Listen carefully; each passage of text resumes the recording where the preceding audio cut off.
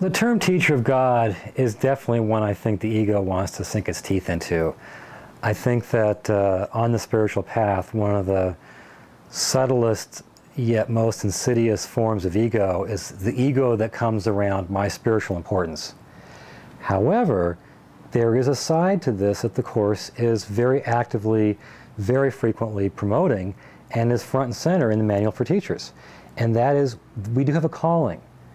And our calling is not to be spiritually important egos. Our calling is to serve our brothers in their awakening.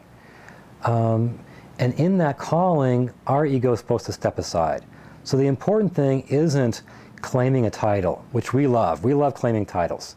The important thing is demonstrating the content of that title, which is bringing God in one form or another to our brothers who are in the dark, just as we still are to some degree.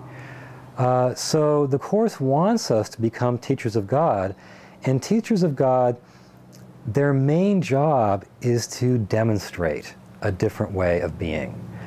But they also demonstrate that different way in the form of being real teachers. In the early sections, the Course says that each teacher of God teaches to his pupils the particular spiritual path that that teacher himself walks. So there is a teaching activity. There's also, with many teachers, a healing activity.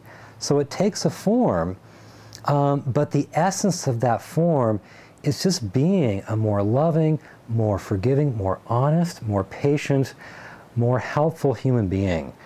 And if that's not what fills the form, then I think the form ends up being pretty hollow and probably filled with, you know, an overblown ego.